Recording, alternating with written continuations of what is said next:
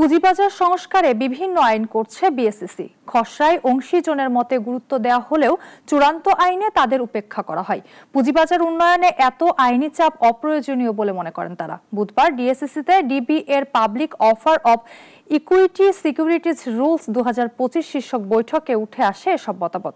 সানি আহমেদের প্রতিবেদন। পুঁজিবাজার সংস্কারের হিসেবে মার্জিন আইন মিউচুয়াল ফান্ড বিধিমালা ইতিমধ্যে চূড়ান্ত করেছে নিয়ন্ত্রণ সংস্থা।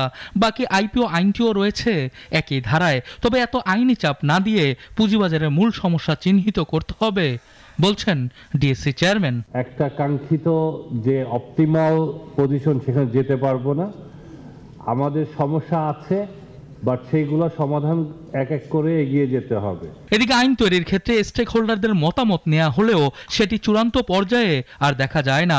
বিএসইসি নিজেই বিনিয়োগকারী আসার পথ বন্ধ করে দিয়েছে বলে মনে করেন ডিএসসির এই পরিচালক।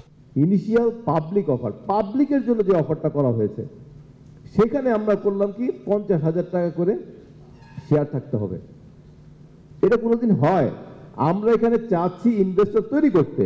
খসড়া আইপিও আইনে যে দর নির্ধারণ পদ্ধতি দেওয়া হয়েছে সেটি বিদেশি বিনিয়োগকারীরা চান না। তাদের মতে এতে বড় কোম্পানি পুঁজিবাজারে আসবে না।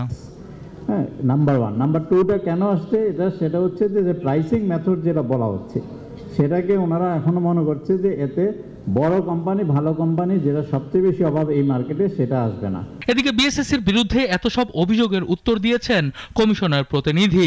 আগে আইন প্রণয়নের ক্ষেত্রে বিএসইসির একক আধিপত্য থাকলেও এখন থেকে প্রাধান্য পাবে স্টক এক্সচেঞ্জ। সেটা হচ্ছে আমাদের এই আইনের মধ্যে স্টক এক্সচেঞ্জের মাধ্যমে সমস্ত কিছু প্রসেস হবে, যেটা আমাদের আগে ছিল না। এখন কিন্তু আমাদের পুরো প্রসেসটাই কিন্তু স্টক এক্সচেঞ্জের মাধ্যমে। পুঁজিবাজার এত বেশি আইনি জালে বন্দী যে এখানে সঠিকভাবে ব্যবসা করা খুবই কঠিন। তাই শেয়ার বাজারকে প্রাণবন্ত করতে অযাচিত হস্তক্ষেপ এবং ঘন ঘন পলিসি পরিবর্তন না করার আহ্বান সংশ্লিষ্টদের। আইন করে ব্যবসা হবে না। সানি আহমেদ, নাগরিক, ঢাকা।